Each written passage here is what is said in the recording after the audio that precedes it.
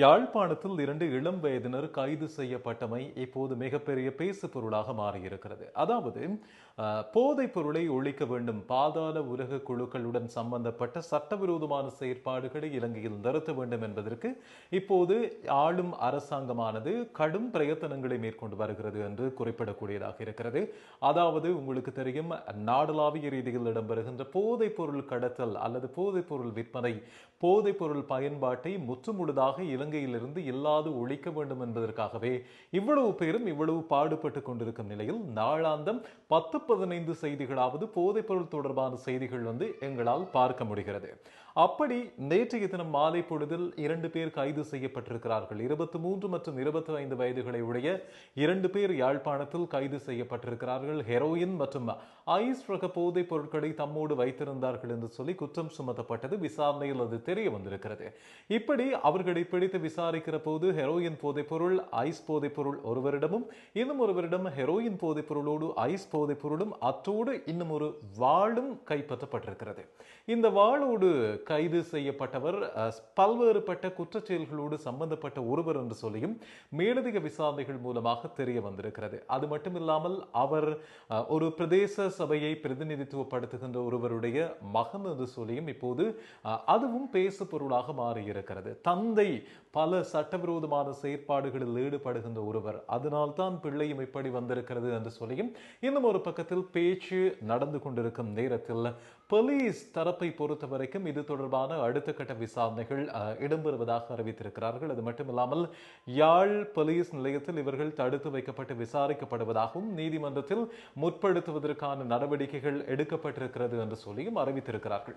இப்படி இலங்கையினுடைய போதைப் பொருள் தொடர்பான செய்திகள் நாளாந்தம் வந்து கொண்டிருக்கும் நிலையில் நேற்றைய தினம் இன்னும் ஒரு கைதும் இடம்பெற்றது. யாழ்ப்பாணத்தில் 20 வயது போதை மாத்திரை வில்லைகளை விற்பனை செய்கின்ற ஒருவரும், அவரிடம் அதை வாங்குவதற்கு வந்த 22 வயதுடைய இன்னும் ஒருவரும் என்று சொல்லி இன்னும் ஒரு கைதும், இன்னும் ஒரு பக்கம் ஆறுகால் மடச்சந்தையில் இந்த கைது இடம்பெற்றது என்று சொல்லியும் அறிவிக்கப்பட்டிருக்கிறது. அவர்கள் தொடர்பான சட்ட நடவடிக்கையும் எடுக்கப்படுகிறது என்றும் போலீஸ் இப்போது அறிவித்திருக்கிறது.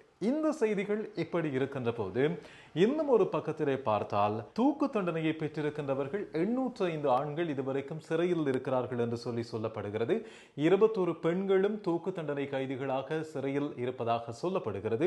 தூக்கில் இடப்படவிருக்கின்ற 805 பேரில் 5 பாடசாலை மாணவர்களும் உள்ளடக்கப்பட்டிருப்பதாகவும் இப்போது சிறைச்சாலை ஆணையாளர் நாயகம் மற்றும் ஊடக பேச்சாளர் ஜெகத் வீரசிங்க இந்த விடயத்தை கண்டி நாவலப்பிட்டிய பகுதியில் ஒரு நிகழ்ச்சி ஒன்றில் உரையாற்றுகிற போது சொல்லியிருக்கிறார். அதாவது தூக்கு தண்டனையை எதிர்கொண்டிருக்கிற 5 பாடசாலை மாணவர்களும் இப்போது சிறைவாசம் அனுபவிக்கிறார்கள். இப்படி என்று பார்த்தால் இலங்கை எந்த அளவு மோசமான போதைப் பொருள் பாவனைக்கு உகந்த இடமாக, போதைப் பொருள் பயன்படுத்துவதில் எவ்வளவு முன்னே நிற்கிறது என்று சொல்லி இதன் மூலம் அறிந்து கொள்ள முடியும் என்று சொல்லியும் அந்த ஊடக பேச்சாளர் அறிவித்திருக்கிறார். அது மட்டுமில்லாமல் தென் மாகாணம்தான் பாதாள உலக குழுவினுடைய நடவடிக்கையில் முக்கியத்துவம் வாய்ந்த இடமாக அல்லது அதிகம் புழக்கம் இருக்கின்ற இடமாக இதுவரைக்கும் அடையாளம் காணப்பட்டது. ஆனால் இலங்கையின் பல பகுதிகள் இப்போது பாதாள உலக குழுக்களோடு தொடர்புடையவர்கள் வசிக்கின்ற அல்லது அவர்கள் நடவடிக்கை செய்கின்ற இடங்களாக அடையாளப்படுத்தப்பட்டிருக்கின்றன. இந்த கெகல் பத்ர பத்மையினுடைய பிரச்சனையாகட்டும் அல்லது கம்பஹா பபாவினுடைய பிரச்சனைகளாகட்டும், செவ்வந்தி கொடுத்து கொண்டிருக்கின்ற வாக்குமூலங்களாகட்டும், யாழ்ப்பாணத்தில் பிடிபட்ட அந்த ஆட்கடத்தல் காரர்களாகட்டும், கிளிநொச்சி ஆனந்தனாகட்டும், அத்தனை பேருமே பாதாள உலக குழுவோடு தொடர்புடையவர்களாகவே இப்போது பார்க்கப்படுகிறார்கள். எங்காவது விசாரணை செய்கிற போது அவர்கள் ஏதோ ஒரு வழியில் இந்த பாதாள உலக குழுவினரோடு தொடர்பினை பேணியவர்களாக இருப்பது கண்டுபிடிக்கப்படுகிறது.